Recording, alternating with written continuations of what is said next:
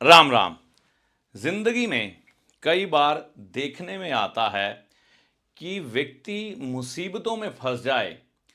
आजकल के समय में मदद मिलना कई बार बहुत मुश्किल हो जाता है, लेकिन कुछ एक व्यक्ति हैं जिनको अगर वो मुसीबत में फंसे बहुत जल्दी मदद मिल जाती है।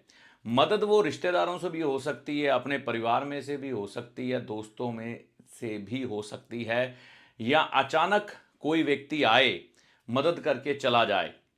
ये भेद क्यों है कि हर एक व्यक्ति को मदद क्यों नहीं मिलती? इसके पीछे एक कारण है और बड़ा साधारण सा कारण है। अगर आप इसको समझ जाएंगे तो बहुत बड़ी बात है। नहीं समझेंगे, अगर आप वो गलती कर रहे हैं, गलती लगातार करते जाएंगे, तो आप मान के चलिए आप अपने लिए नहीं, अपने परिवार, अपने कुटुंब के लिए भी गड्ढा खोद देंगे।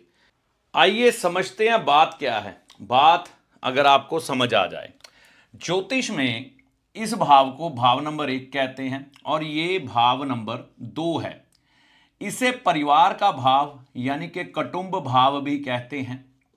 और इस भाव को धन भाव यानी कि जो धन आपके पास जुड़ा रहता है उसका भाव भी कहते हैं।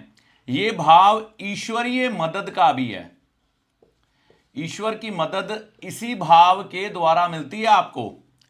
और ये भाव अब क्या करता है वो भी समझें, क्योंकि ये भाव वाणी का भाव भी है।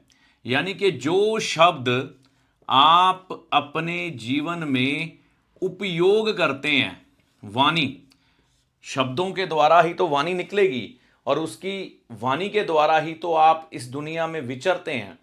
कई बार देखते हैं जो व्यक्ति बोल नहीं पाते उनकी दुनिया सीमित हो जाती है और जो बोलते हैं उनकी दुनिया अलग है। तो आप अपने शब्दों के द्वारा ही इस दुनिया में अपने लिए सारी प्राप्तियां करते हैं। अब क्या होता है, क्योंकि ये भाव मुख का है, ठीक है ना, यानी कि हमारा मुंह, तो मुंह है ना, तो यहां से हम खाना भी खाते हैं और यहां से हम शब्द भी बोलते हैं। तो जो व्यक्ति यहां पर इस भाव के द्वारा गलत शब्दों का चयन करता है, किसी को गालियां देता है, बात बात पर गाली देने की आदत है, अपने घर वालों के साथ गलत शब्दों का उपयोग करता है, दोस्तों के साथ, मित्रों के साथ बैठा है, गलत शब्द बोलता है, गलत शब्दों का इस्तेमाल करता है, गालियां देता है, उसके परिवार में किसी ना किसी तरह की दिक्कत उसके साथ आ जाएगी। परिवार के लोग दुखी रहेंगे उसकी वजह से। धन का अभाव हो जाएगा, धन नहीं जुड़ पाएगा। मुसीबत में अगर जिंदगी में कभी फंस गया, ईश्वर की मदद नहीं मिलेगी। तो इस बात को समझना है कि हम कोई भी निर्णय सोच समझ के लें और शब्दों का उपयोग बहुत सोच समझ के करें। यहां पर ईश्वर बैठे हैं। लाल किताब में गुरु गद्दी बोला गया है ऐसे, यानी कि बृहस्पति यहां पर बैठकर ही अपनी बैठक लगाते हैं और राहु केतु भी यहां पर कई बार गुरु की बैठक में चुप करके उनकी बात को सुनते हैं। तो यहां पर हमें शब्दों का उपयोग बहुत सोच समझ के करना चाहिए। इस चीज का ध्यान रखें। हर एक क्रिया में कोई ना कोई एनर्जी है, कोई ना कोई ऊर्जा है और हर एक एक्शन रिएक्शन देता है। तो कुछ आप क्रिया करेंगे उसका आपको फल प्राप्त होगा इस धरती पर। तो ये समझना है, जितने आप अच्छे शब्दों का उपयोग करेंगे, यहां पर बृहस्पति ग्रह मजबूत होते जाएंगे, आपके गुरु ग्रह, ठीक है ना।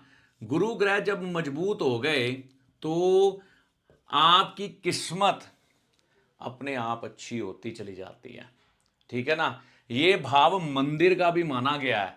तो मंदिर हम अकेला चल के जाएं, है ना, वही नहीं होता। हम अपने शब्दों से अगर अच्छे भाव प्रकट करते हैं, अच्छी वाणी बोलते हैं, तो वो भी ईश्वर की आराधना का ही एक तरह से जरिया है, माध्यम है।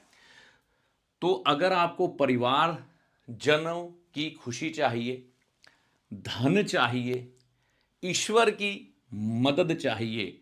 और भी इस घर से ढेरों चीज़ें हैं, मैं उन पे बात नहीं कर रहा, सिर्फ ये चीज़ें ही मिल जाए ना बहुत है।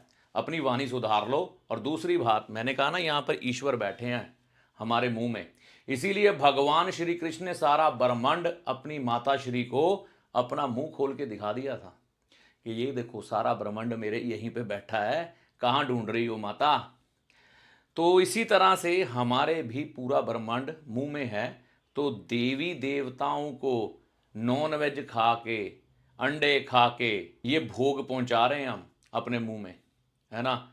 तो हमारे शास्त्रों में इसीलिए कहा गया है सात्विक भोजन खाओ।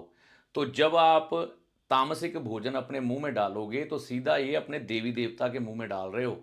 मैंने कहा ना ब्रह्मांड दिखा दिया था यहीं पर भगवान श्री कृष्ण ने। तो मुंह में, वाणी में माँ सरस्वती सवार होती है, वाणी में ब्रह्म सवार होते हैं, है ना। तो सोच समझ के खाएं भी और बोलें भी। आपके ये तीनों चीज़ें ईश्वर की कृपा से ठीक हो जाएंगी। इस वीडियो में दी गई जानकारी का लाभ आपको धन, परिवार और ईश्वरीय मदद प्राप्त करने में सहायक होगा।